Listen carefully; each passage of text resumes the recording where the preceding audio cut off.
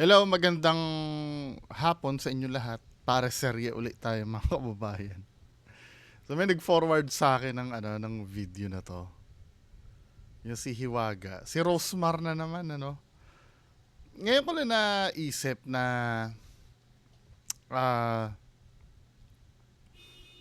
si Rosemar pala talaga yung nasa likod ni Diwata. Para talagang nakahanap ng opportunity si Rosemar para alam mo yon, napaka-brilliant talaga negosyante nito ni Rosemar Tapos ito pa, panoorin nga natin to, yung Diwata meets Hiwaga. Tingnan nga natin to. Tigil ka na lang, Diwata. Akala ni Diwata may may ano yung itsura ni Diwata?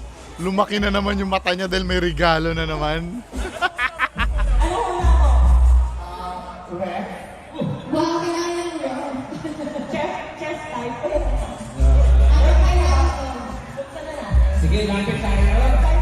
Excited na si Diwata, may regalo na naman. Bunutan na. Huwag mo sasabunutan. Countdown. Sige. Okay? Sabay na kami, guys. 1, 2, 3, go. 10, 9, 8, Guys, hulaan nyo kung sino yan. Wait lang, yung, alam mo, ganyan ng mga Pilipino, parang mga bobo. Yung parang hindi pa alam, hulaan nyo kung sino yan. Di alam na agad na tao yung lalabas doon. Di ba, bago-baguhin yung ugali nyo na ganyan. Parang naalala ko yung lola ko. Lola ko ba yun o tita ko? Kasi, pag nanonood kami nung dati, alimbawa, nag-visit sa amin, may pinapanood kami sa TV. At tita ko nga yata. Yung nauuna siya dun sa pinapanood namin. Ay maganda yan, napanood ko. Mamimit niya yung soulmate niya dyan sa, alam mo yon, yung kinikwento yung tigil-tigilan niya, hayaan yung mag-flow yung surprise ng organic. Hindi yung i-epal ka ng ganyan, men, na yung parang dapat hayaan mo ma-experience namin yung surprise. Di ba? Hindi naman katarantaduhan na itong sigaw na, hulaan nyo kung sino yan. Di alam na namin na tao agad. Tingnan mo, nakakabwisit yung mga ganyang tao sa totoo lang. Hindi ko na surprise na natin sa'yo. Ready ka na ba? Ano una ko? Wow, kailangan mo yun. Tingnan mo ha, pakinggan niya na sa background. Sige, lapit tayo. Oo, para makita natin. Huwag mo sasabunutan ha. Huwag mo sasabunan, alam na agad na tao eh. Huwag mo sasabunutan. Ay, naggago talaga. Bobo! Surprise nga eh. Dal. Countdown. Sige. Okay? Sabay na kami, guys. 1, 2, 3, go. 10, 9, 8. Guys, hulaan nyo kung sino yan. Di ba nga tamos yung countdown, hulaan nyo kung sino yan. Gago. Di ba? Hindi niya hayaan na nasusurprise yung mga tao. Anyway, ito si Diwata, feeling niya, feeling niya regalo na naman. 6, 5, Excited! 3, 2,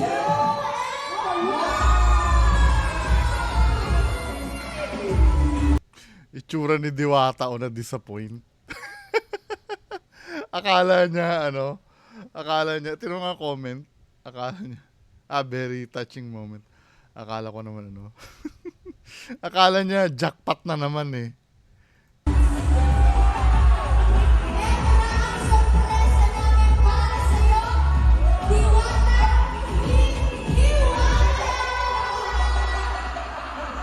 Plastic!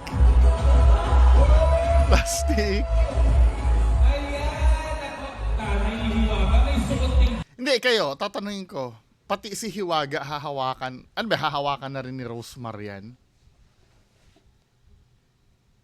Parang ano naman yata si Rosemar.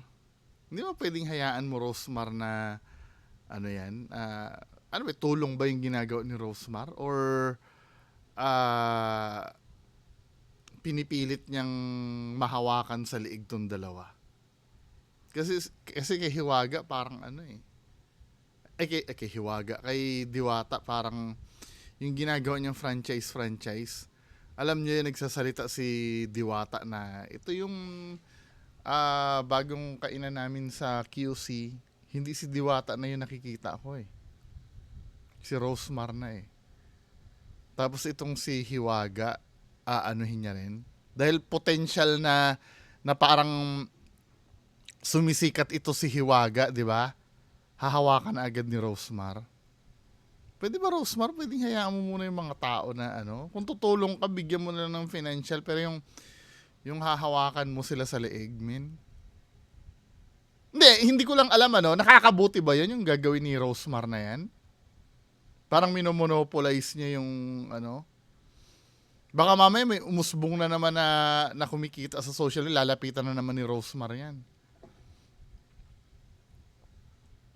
Victor sa loob pa-check nga po ng box, baka puno ng usap. Okay, yes, Diwata, everybody, palagpakan naman natin sila. Yun, thank So, you. ito na guys. Plastic. Ngayon, pares, pero ako sa gitna. Let's have a photo first. Again, we have Hiwaga, Rosmar, and Diwata on stage. A big hand po para sa ating mga influencers right here.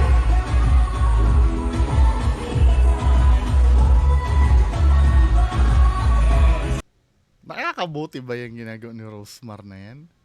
Or para sa sarili niya lang yan? Sa bagay, ano, dahil veteranang negosyante to, pwede niyang ma-maintain yung success ni Diwata. Diba? Pero iniisip ko parang may hidden agenda si Rosemar eh.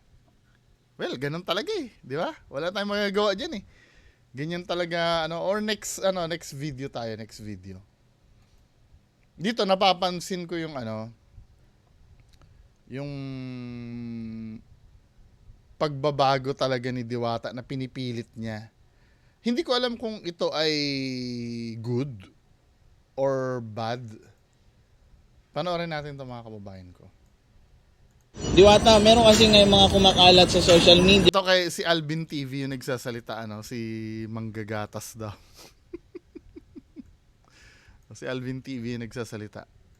na wala na daw kumakain dito sa Parisan. Ikaw na mismo ang nagpupulot ng mga bote na yan. So yan guys, magandang hapon po pala sa inyong lahat. No? Ngayong araw po ay bibisitahin natin itong Parisan ni Diwata. Meron po kasi mga kumakalat ngayon ng mga balita no, o sa social media na wala na daw kumakain sa Parisan ni Diwata. No? Kaya ngayon, para ipakita sa inyo at ma-prove natin kung totoo po ba talaga yung mga ganong kumakalat sa social media. So, Wait. ang oras po natin ngayon, Unang-una, wag mo munang literalin na kapag sinabing wala nang kumakain, totally wala. Minsan kasi nasasabi lang yung wala na yan kasi yung volume ng tao ay hindi na katulad dun sa dati. Yun dapat iintindihin natin. Wag nating madalas iliteral na wala nang. Parang ganito lang yan, men, ano. Mangungutang ako sa'yo, pautang naman. Tapos sasabihin mo sa akin, sorry, wala rin akong pera eh. Kapag sinabi mo bang wala kang pera, totoo ba talagang wala kang pera? Kahit 20 pesos, kahit ano, sa bank account mo, sa ano, meron kang pera. Kaya lang, wala ka lang pera na ipapautang. 'Di ba? Yun ang ibig mo sabihin. Hindi literal na wala ka talagang pera. Kasi hindi ka mabubuhay nung kung wala ka talagang pera. Kung zero ka. Hindi ka talaga mabubuhay nun kung zero ka. Kaya kalokohan yun na yung sasagutin nyo, totoo bang ano. Mamaya tingnan natin ano, kung talagang wala nang kumakain. ay, anong oras na ba to? 2:20 ng hapon at Monday, So ito, papakita natin. Wait lang mga kababayan. No? Nakita natin si Diwata dito. Diwata, meron kasi ngayon mga kumakalat Scripted eh, no? Yung paglabas ni Diwata. sa social media na wala na daw kumakain dito sa parisan mo. Pwede ba natin ipakita yung mga tao na nandyan ngayon kahit umuulan na Ano ba yan, ngayon? Alvin? Istorbo ka, nagpapagawa ko ng bubong, binabantayan ko sila para as soon as possible, mabubungan na natin, yun ang importante. Ay, ganon. Pero anong sabi? Wala na daw kumakain? Oo. Naku, nag-live ako kanina, parang mayroon pa naman. Tingnan nga natin kung wala na. Mayroon naman kahit papano. Kayo naman. Ano ba yung pabubungan mo dito? Ito, pinakabubungan na natin kasi para at least kahit umulan siya. So, ayun, marami naman kumakain na sila sabing wala. Ay, o nga, no? Pero hindi yung volume, hindi na siya ganun sa dati. Pa-decline na yung eh. 'Di ba? Patunay lang talaga na wala sa lasa kung bakit pumipila ang mga tao diyan. Kasi nag-viral yung ugali mo eh. I don't know, hindi naman kita pwedeng husgahan yun kung malay mo sinisiraan ka lang talaga or 'di ba? Kasi kung halimbawa ang issue ay masarap ba yung pares mo o hindi. Kahit siraan ka niyan, pares mo naman yung kakainin eh. 'Di ba? Kahit halimbawa Jollibee kung mabalitaan mo na yung may-ari ng Jollibee ng rape. 'Di ba? Hindi naman maapektuhan yung lasa nun yung Chicken Joy eh. Siguro dahil magbo-boycott yung mga tao dahil rapist ang may-ari ng Jollibee. Halimbawa lang yun hindi po totoo yun. 'Di ba? Pero yung lasa ganun pa rin naman eh. 'Di ba? Halimbawa, let's say kumalat na masama ang ugali ni Diwata. Pero yung pares niya ay sobrang sarap. 'Di ba? Tingin ko hindi naman maapektuhan 'yun. Pero dahil nga yung lasa, basically yung lasa ng pares wala talagang kinalaman dito eh. Kay Diwata lang talaga. Kaya pinupuntahan 'yan. 'Di ba? Ibig sabihin, mga fake news pala yung mga kumakalat. Hindi, not necessarily fake news. Dati ang haba ng pila niyan eh. Mahaba ang pila niyan dati. Hindi fake news 'yon. Ang tawag doon ay hyperbully. Hyperbully ba? Ano ba ang tawag? Hyperbully ba? Si RBS hyperbully. Hyperbole and bole o bully whatever. 'Di ba? Yun kasi ang tawag doon, yung katulad nung ano bang hyperbole? Ano ba ibig sabihin nun? Yung parang ini-exage mo.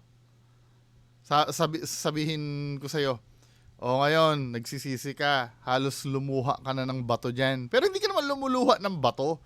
Parang ini-express lang no na malaki talaga yung nangyari sa'yo.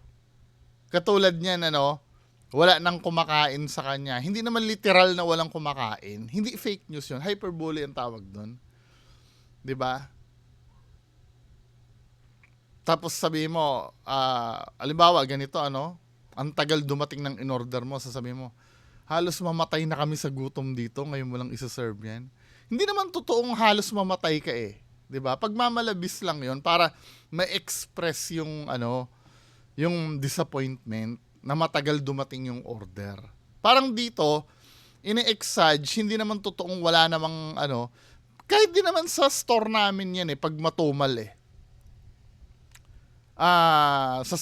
tatawagan kami ng area manager. Kamusta ang dyan yan? Sir, wala tayong customer ngayon Pero may mga bumibili, pangilan-ngilan, hindi naman literal na wala talagang customer. Naiintindihan nyo? Hyperbole lang yon. Huwag niyong gawin bobo ang tao. Ginagawa niyo naman bobo ang tao kitang-kita naman malaki ang pagbabago Wala nang pila Ay, marami naman kumakain na sila sabing Diba nung unang tiningnan natin yan, pila yan Hindi magkanda ugaga yung tao dyan nung una Hindi mahulugang karayom dyan dati. Diba? Minsan nga inaabot na madaling araw yung pila dyan Diba? Sana naiintindihan niyo yung hyperbole. na tinatawag. Wala. Ay, oo nga, no? Ibig sabihin, Huwag mo mga sabihin fake news yon. Ano lang yon? Isa sa technique yung para makot lang yung ano, yung attention ng mga tao para ipaalam. 'Di ba? fake news pala yung mga kumakalat. O kaya ang dami kumakain na, ano ba yan? Niloloko nyo lang ang sarili nyo eh. Konti na lang yan, men. 'Di ba? Hindi, agree ba kayo sa akin? Konti na lang yan eh. Yung kumakain niya, hindi na katulad nung dati eh. Kaya nga, so ayan, salamat ha. So ayan mga kababayan, pakita ko lang sa inyo. Ito, ginagawa na yung bubong dito ngayon sa Parisan ni Diwata, no? At gusto ko lang din ipakita sa inyo yung mga kumakain ngayon dito. Oy, shout out sa inyo. From Dasma pala sila ni Sir, oh. Shout out sa inyo, Sir, ha. Pagkabalayan ako. Yan. So ayan mga kababayan. Wala eh, oh. Ang mga kahit pila, no, meron din naman. At syempre yung mga kumakain din dito. Parang ano na hindi na So, siya ano marami eh. pa rin. Kasi, Sir, may tatanong lang ako, naniniwala ka ba doon na walang daw kumakain dito sa Parisan ni Diwata? Hindi po, napakaraming kumakain dito. Ayun. Ayan sila ni Ma'am. O, saan ka pa ba galing, Sir? Sa ano po, Kapis. Kapis pa. Aswang. Ayun. So, ayan, from Kapis sila ni Sir. Sir, taga saan pa kayo, Sir? Tagig pa. Oh, taga-Tagig pa. So, Sir, anong masasabi mo doon, Sir, na wala na daw kumakain ngayon dito sa Parisan ni Diwata? Totoo yan, ubus ko na nga eh. Tsaka ang daming tao, ano? Ayun, makikita natin. Hindi na, yung volume niya, hindi na katulad nung dati. Wala na yan, men. Ano ba? Oh, ito, meron din naman pila dito, oh, na makikita rin natin dito. Hindi na katulad nung dati, yan. Ano ba? So ayan, makikita natin ngayon dito mga Bakit kinat mo na? Tapos nga ipapakita niya mabait na si Diwata, ano? kababayan na talagang Kahit may nakalagay doon na ano, no photo, no video na sign, 'di ba? hands-on na ulit si Diwata kasi hindi na ganun ka-busy, eh. No, kaya Oh, ikaw din naman kinokontra mo, hindi na ganun ka busy. Wala, ini-explain nila ano, parang inaano na nila, napagsabihan na to si Diwata. Kahit di naman nung dati, hindi naman din siya ganun ka-busy din eh. Di ba? May time na kaya niya naman ang i-shoutout yon pero hindi niya pa rin siya na-shoutout. kababayan na talagang hands-on na ulit si Diwata kasi hindi na ganun ka-busy, eh. No, kaya makikita natin na hands-on na rin po siya dito sa kanyang parisan. So sa mga nagsasabi naman dyan na mga ano daw si Diwata is na vera, syempre minsan dapat po natin intindihin talaga, no, kasi napaka-busy po niya, minsan kulang po yung tulog niya. Hindi, huwag niyong ano, ito ang problem eh. Ito yung problem eh. Dapat nagpasensya na lang kayo. Huwag niyo nang i-justify. Kasi nga hindi na umi-effect yung justification na yan, men eh. Yung konti ang tulog, konti ang pahinga, di ba? Hindi na nga, nire-reject na nga ng tao yan eh. Huwag niyo ipilit, di ba? Ang pinag-uusapan kasi dito, yung ugali ni Diwata. Di ba, kung walang tulog, walang puyat, ano man lang yung sabihin mo na maayos na, sorry po talaga ha, gusto ko kayo mapicturan lahat, kaya lang antok na antok po talaga ako at pagod na pagod po ako. 'Di ba? Ganun lang naman eh. Kasi yung mga nagpapapicture sa iyo, yun yung buhay ng tindahan mo. 'Di ba? Nagpapapicture din naman po siya, yun nga lang, yung iba kasi ang hinahanap nila yung mga hindi humingiti si Diwata sa mga tao. Di ba? Tama ba, The Wonders? Hindi. Ba't nila hahanapin yon? So, ibig sabihin pala, yung magpapapost chinitsempohan na bad trip si Diwata, yung mga nagpapa-shoutout, sinasadya ba yon? Hindi naman sinasadya yun eh. O kung, let's say, ganun nga, ang hinahanap ay yung, bakit ganun ang akto ni Diwata? So, kailangan ba tsambahan natin na maganda ang ngiti ng Diwata? Ganun ba ang ibig nyo sabihin? Napaka-poor netong depensa nyo na to. Kita nyo naman si Diwata, napaka-busy. Oo. Yung iba kasi mga nagpapapicture, tinitingnan nila, tama yung sabi mo, tinitingnan nila yung time na pagod siya. Oo. Para Bullshit. meron silang maibat. Bullshit! Di ba bullshit na dahilan to? So, totoo lang. Di ba, yung mga pumunta pa sa malayo, galing sa malayo, alam nila kung kailan bad trip si Diwata? Bullshit to, men. Bullshit. Hindi, kayo, ang nanonood, naniniwala ba kayo? Yung mga kumakalat daw kasi, chinachambahan lang daw na bad trip si Diwata para pagka pinitsura nakasimangot daw si Diwata. Kabulshitan to, men. Kabulshitan to. Sa totoo lang. 'Di ba? Kailangan bang ganun ang gawin ng tao? Napakakabulshitan. Kay Diwata, Tama. sinisiraan siya. Nag-interview nga ako kanina, yung may mga edad na yun sabi nila, mabait naman daw si Diwata, hindi naman daw si Plato. Hindi naman daw nagpapabayad. Asan yung video? Hindi, yung pagpapabayad kasi iyon, pabiro niyang sinabi yun eh. 'Di ba? Problem ni Diwata yun, nagbitaw siya ng isang salita na na sinabi niya. Na iba pala yung meaning. Tingnan mo, siya na mismo nagliligpit ng mga Ano to? bote, no, ng soft drinks. At ayan pala pre, pinagawa niya na agad ng bubong kasi nga tag-ulan-ulan na talaga ngayon kaya nagpagawa na siya ng bubong dito sa parisan niya. Pag ni Diwata, Sobrang sipag ni Diwata. Di ba? Kaya minsan sa mga viewers natin, Ay, nako, wala na. na lang po natin. Kasi halos Excuse me? Customer kami, pupunta ka dyan? Kami iintindi sa magsiservisyo sa amin? Excuse me? Sa mga pupunta daw dyan, intindihin daw si Diwata. Putres na negosyo yan. Nagnegosyo ka para mag-serve sa tao eh. Kasama sa negosyo ang ang pag-establish ng rapport sa mga sa mga customers mo. Or kahit sino man na nandyan. Sa totoo lang, yung tatay ko nun, sobrang sama ng ugali nun. Pero pagdating sa customer yun, takot na takot yun. Dahil ayaw niyang may masabi ang customer sa kanya. Kasi alam ng tatay ko na ang buhay ng negosyo ay customers. Mga kliyente. Sa amin, mabagsik ang tatay ko. 'Di ba? Ano kami nun, talagang mang-aaway yun eh. Aaway ka ng tatay ko. Pero pagdating sa customer yon, kahit anong kulit ng customer, hindi yun. Kasi nga, alam ng tatay ko na customer ang buhay ng negosyo namin nun. 'Di ba? Diyan kasi kumukuha ng ng kinakabuhay ang mga negosyante tapos sabihin mo yung mga ang iintindi? Bullshit! Napaka-bullshit nito. Dapat hindi na kayo nag-video ng ganito. 'Di ba? Hindi ko naiintindihan, hindi pagpapaliwanag to, pagpapalabo to, men eh. siya lang po talaga ang gumagalaw sa management niya, no? At syempre tinutulungan ko lang din naman po siya minsan.